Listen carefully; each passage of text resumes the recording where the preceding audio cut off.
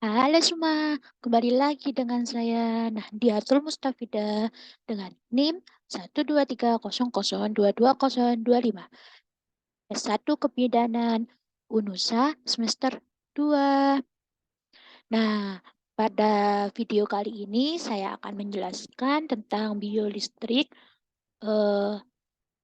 sel saraf, dan jantung.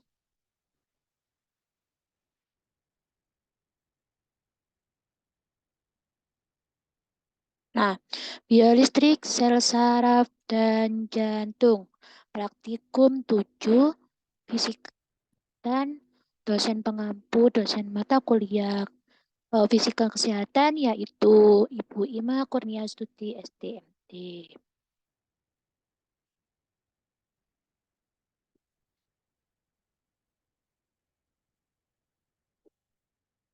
Untuk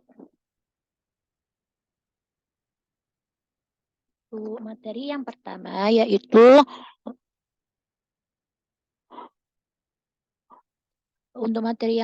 yaitu tentang morfologi sel saraf. Yang pertama ada di sini ada gambar saraf. Nah, ada sinapsis, cabang atau ekor, bagian ekor. Kemudian ada nodus ranvir. Nodus ranvir ini dia itu di tengah-tengah antara satu dengan sulbum yang lain yang ini. Kemudian ada sel sahwan. Sel sahwan ini merupakan eh, titik inti di tengah-tengah sulbum mielin. Kemudian sulbum mielin itu yang warna kuning ini. Kemudian di sini ada akson. Dan di tengah-tengah sel neuron ini ada nukleus. Kemudian cabang bagian kepalanya yaitu dendrit. Nah, seluruh seluruh seluruh sel ini disebut sel neuron. Nah, sel neuron adalah sel morfologi sel saraf, yakni yang pertama ada badan sel. Nah, badan sel ini dia itu mengandung inti sel dan sitoplasma. Di dalam sitoplasma terdapat mitokondria yang berfungsi sebagai penyedia energi untuk membawa rangsangan. Kemudian ada dendrit yang di bagian sini, serabut bagian sini. Nah, ini tuh serabut-serabut yang penjulan sitoplasma. Dendrit ini itu umumnya banyak dan pendek-pendek, berfungsi untuk membawa rangsangan ke badan sel. Kemudian ada sel sahwan. Sel sahwan itu yang di sini. Nah, terus sel yang mengelilingi sulbum mielin berfungsi untuk mempercepat jalannya impuls, menyediakan nutrisi bagi neuron, dan membantu regenerasi bagi neurit.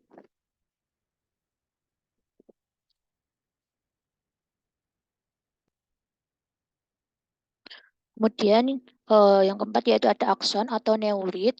Nah, serabut-serabut dari penjulan sitoplasma itu bedanya dengan dendrit. Akson ini memiliki ukuran lebih panjang. Fungsinya itu untuk membawa dari badan sel ke sel saraf yang lain. Kemudian ada nodus ranvir. Nodus ranvir ini bagian dua segmen selubung mielin. Dus ranvir ini berfungsi sebagai loncatan impuls saraf agar sampai lebih cepat ke tempat tujuan.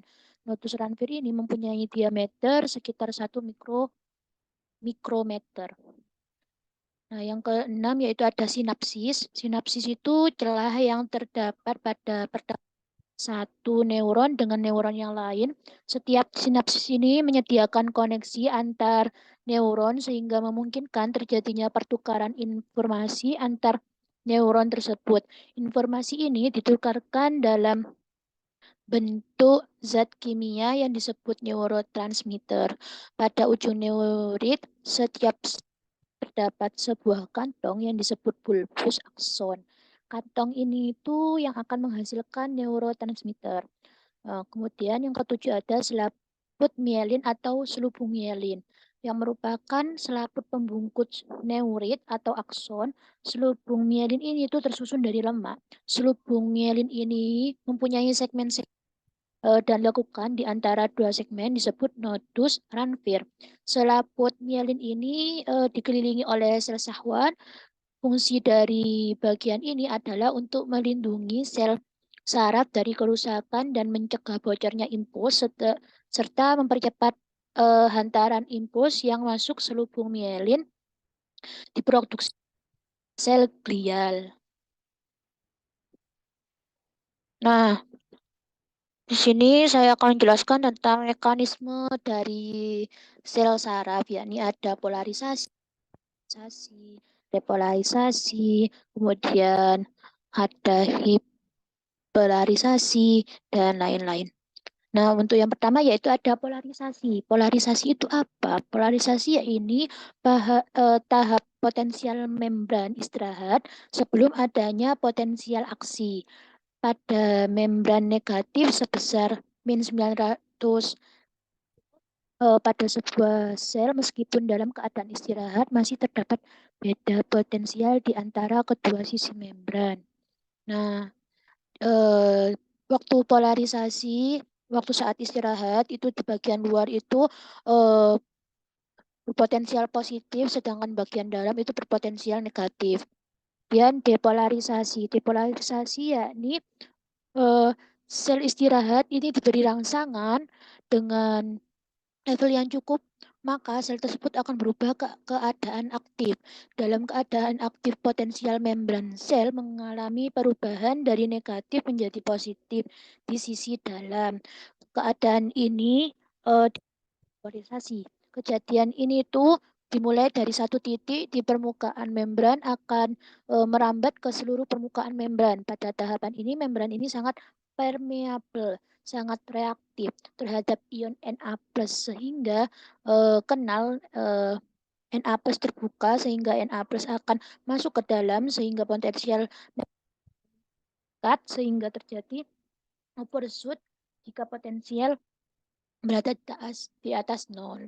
Nah, di sini depolarisasi ion Na masuk ke dalam sel, kemudian di luar ini kekurangan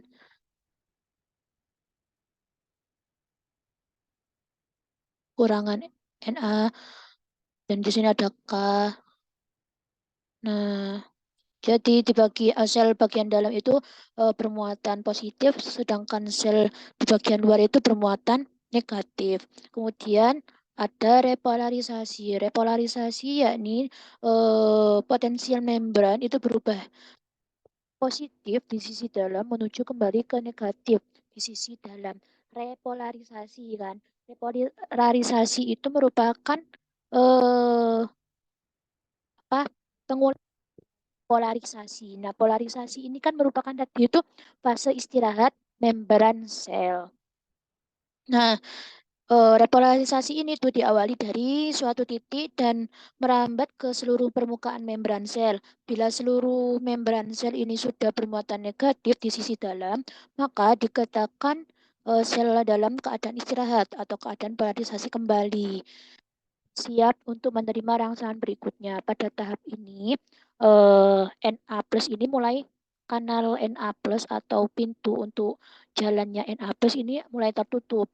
Kemudian kayak kanal ion K+ ini akan terbuka dan ion K keluar sehingga membran potensial kembali istirahat.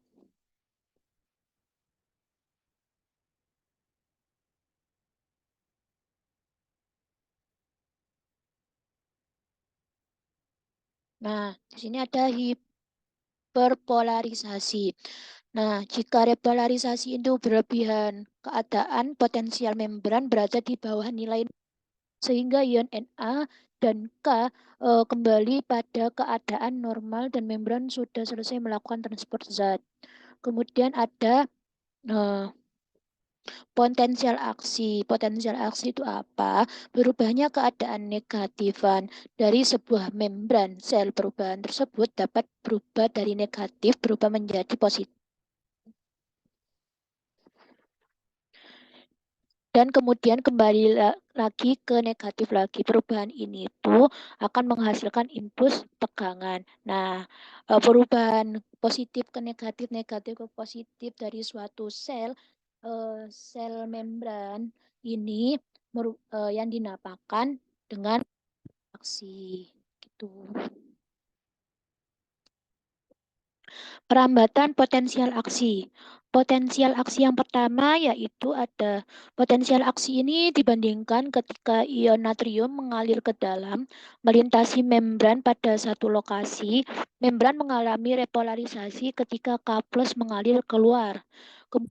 Kedua yaitu ada potensial aksi kedua depolarisasi. Potensial aksi pertama telah menyebar ke wilayah yang bersebelahan pada membran tersebut, kemudian polarisasi wilayah itu dan memulai potensial aksi kedua. Kemudian potensial aksi ketiga. Nah, ini tuh merambat secara berurutan. Saat repolarisasi berlangsung melalui mekanisme ini, aliran ion lokal menembus membran dan menghasilkan impuls saraf yang merambat di sepanjang sel. Jadi bisa disimpulkan perambatan potensial aksi ini, potensial aksi pertama itu pada saat polarisasi. Kemudian potensial aksi kedua itu pada saat tahap depolarisasi, kemudian pada potensial aksi ketiga yaitu pada repolarisasi begitu. Kemudian mekanisme sinyal listrik dari otot. Nah, sinyal listrik dari otot atau nama lainnya elektromiogram, sebuah otot terdiri dari banyak unit motorik. Satu unit motorik terdiri dari satu cabang neuron dari batang otak atau dengannya melalui plate bot chorda spinalis dari 25 sampai 2000 serat otot sel yang berhubungan ensial istirahat dari kedua sisi membran pada sebuah serat otot serupa dengan potensial istirahat di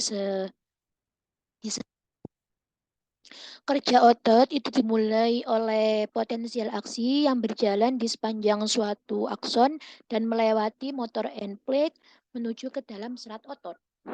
Yang menyebabkan serat tersebut itu berkontraksi. Kemudian ada mekanisme sinyal listrik dari jantung.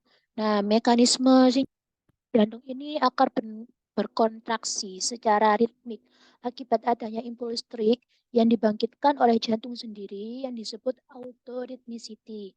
Nah, sifat ini itu dimiliki oleh sel khusus otot jantung. Terdapat dua jenis khusus sel otot jantung, yaitu ada sel kontrak, sel otoritmik.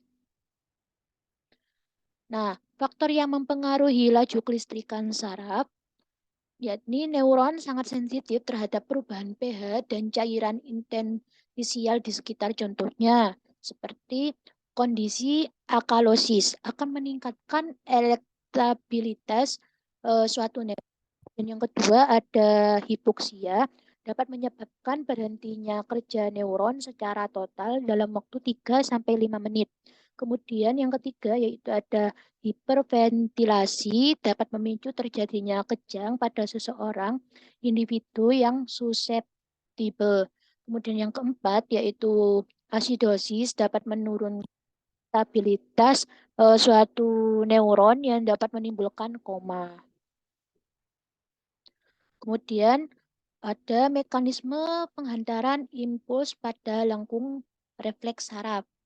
Sistem saraf pada manusia itu dibedakan menjadi sistem saraf pusat dan sistem saraf tepi.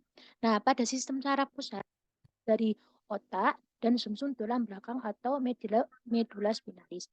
Kemudian yang bertanggung jawab terhadap gerakan tubuh. Nah, gerakan tubuh itu terjadi karena proses yang disadari. Yang disadari yang disebut juga gerak sadar atau gerak biasa. Sedangkan gerak yang tidak disadari disebut gerak refleks. Nah, alur impuls pada gerak refleks reseptor penerima rangsangan saraf interneuron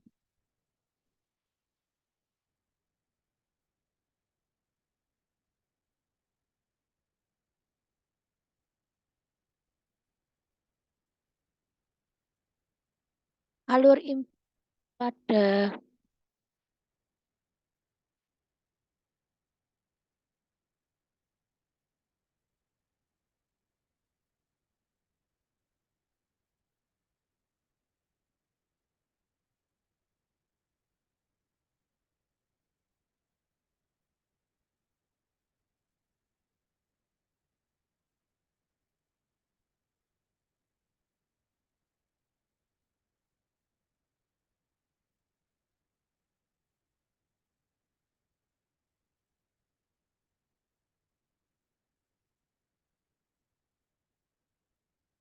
alur impuls pada gerakan biasa untuk diolah saraf motorik efektor dalam bentuk gerak yang disadari. Contoh gerak sadar antara lain yaitu seperti berjalan, olahraga, makan, dan minum.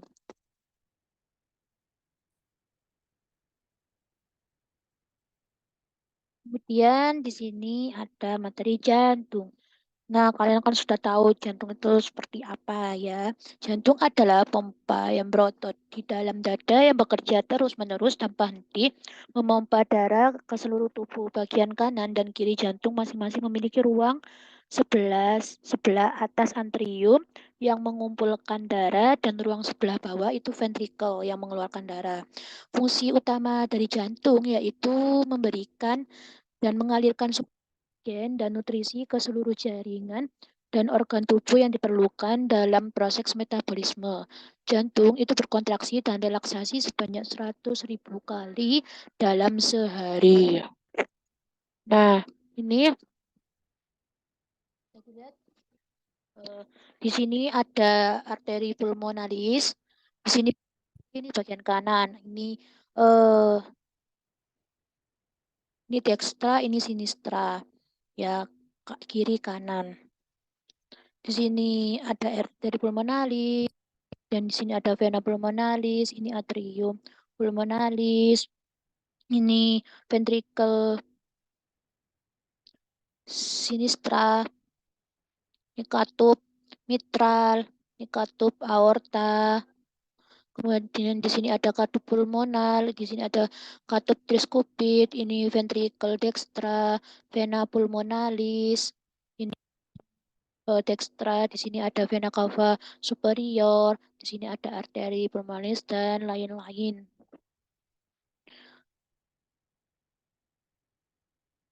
Nah, morfologi dari jantung. Yang pertama yaitu ada serambi atau atrium. Nah, serambi ini atau atrium itu merupakan bagian jantung atas, terdiri dari serambi kanan dan kiri.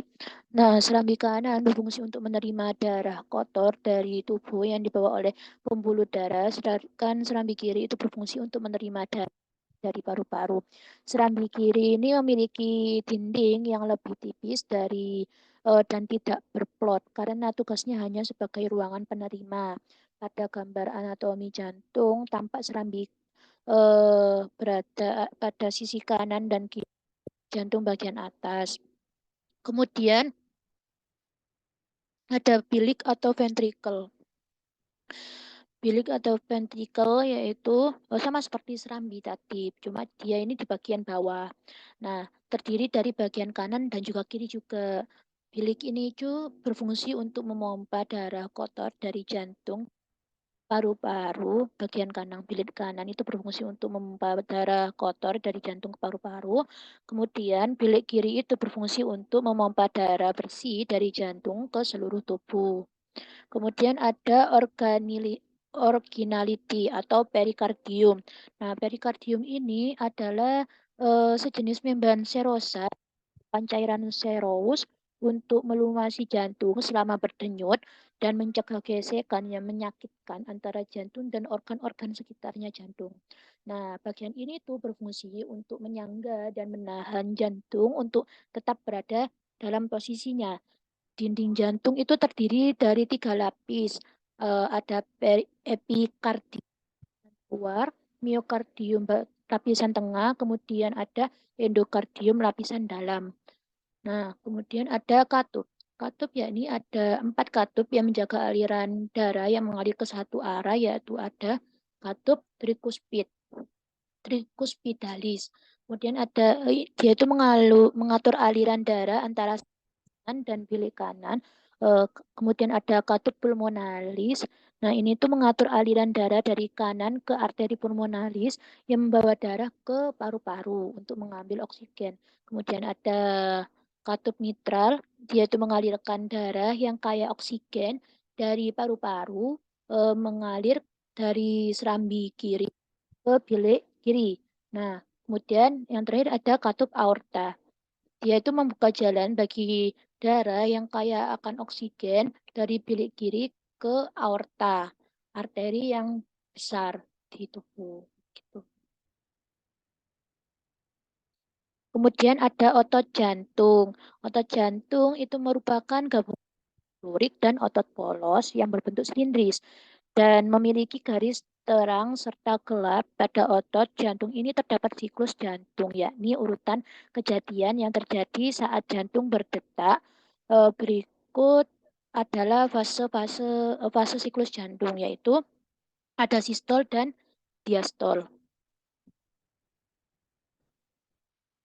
Sistol yaitu jaringan otot jantung berkontraksi untuk memompa darah keluar dari ventrikel. Kemudian diastol yaitu otot jantung rileks, terjadi pengisian darah pada jantung, tekanan darah meningkat pada arteri utama selama sistol ventrikel dan menurun selama diastol ventrikel.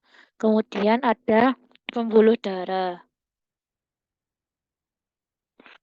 Pembuluh darah ini ada 3 pembuluh darah utama yang terdapat pada jantung. Yaitu ada apa aja? Ada arteri left anterior, descending atau LAD, dia itu berfungsi untuk menyediakan darah menuju bagian atas dan kiri jantung. Kemudian ada akten left circumflex atau LCV, LCX, itu cabang arteri kiri utama yang mengelilingi otot jantung yang menyediakan darah menuju sisi luar dan belakang jantung. Kemudian ada arteri pembuluh darah jantung ini itu kaya akan oksigen karena berfungsi darah ke sisi kiri otot jantung atau partikel dan antri. Arteri ini itu memiliki dinding yang cukup elastis sehingga mampu menjaga tekanan darah tetap konsisten. Kemudian arteri koroner ciri utama lalu bercabang membentuk itu.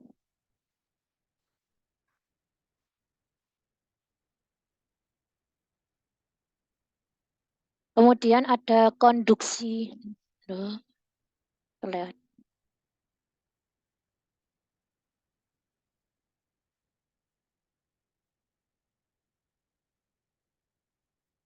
Ada konduksi jantung. Konduksi jantung. Sistem konduksi jantung terdiri dari otot jantung khusus yang termodifikasi dan mampu menghasilkan aktivitas listrik secara spontan dan menghantarkannya ke seluruh bagian otot jantung. Nah, listrik yang dihasilkan akan dihantarkan ke seluruh bagian otot jantung secara cepat dan terkoordinasi. Komponen utama dari sistem konduksi jantung adalah SA, nod, eh, nodus arteri sinistra, nodus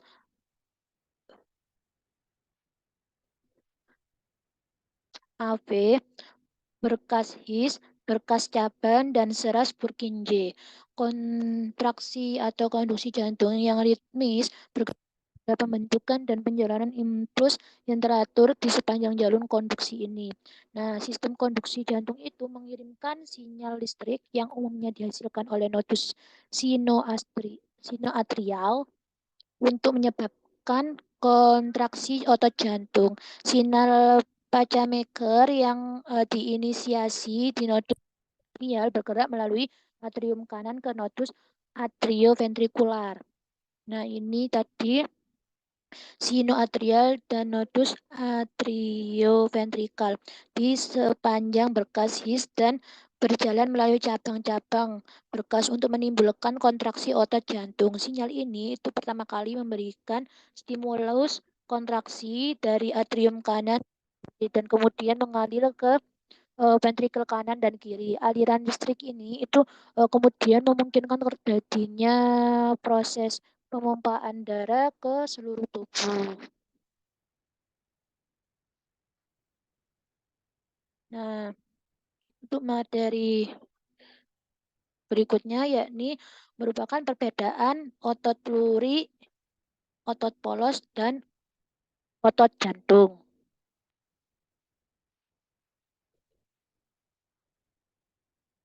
Nah, untuk perbedaan dari otot luri, otot polos, dan otot jantung. Dari segi bentuk, otot luri yaitu panjang dan silindris. Ya, panjang, ya seperti gambar di bawahnya ini, panjang, silindris.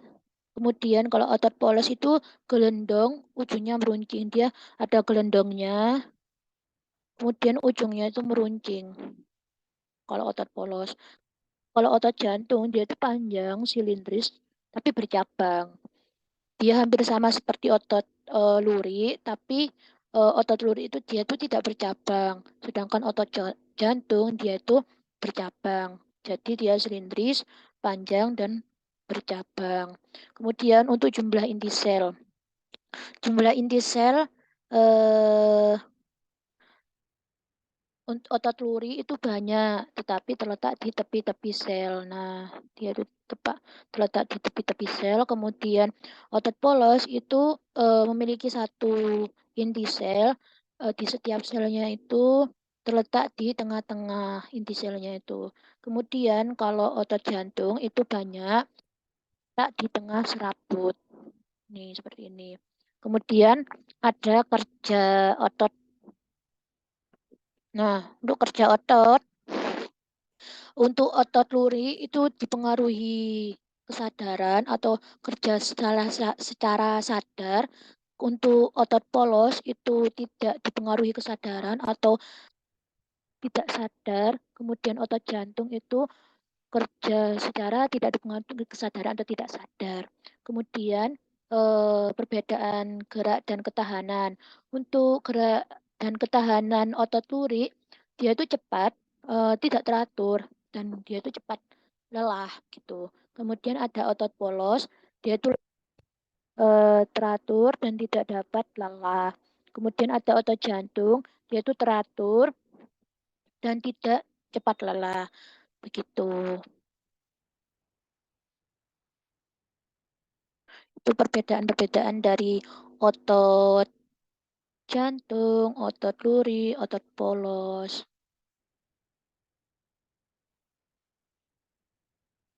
Nah, setelah selesai dari materi yang saya sampaikan tentang biolistrik sel saraf dan jantung. Jika ada salah kata yang kurang berkenan di hati, mohon dimaaf. Jika ada yang kurang tepat atau mungkin ada tambahan dari materi yang saya sampaikan atau sedikit kurang tepat dari materi yang saya sampaikan, bisa ditulis di komentar video ini untuk kalian. Terima kasih atas perhatiannya telah menyimak video ini dengan seksama. Semoga materi yang saya sampaikan ini bisa bermanfaat untuk kedepannya. Sekian dari saya. Wassalamualaikum warahmatullahi wabarakatuh.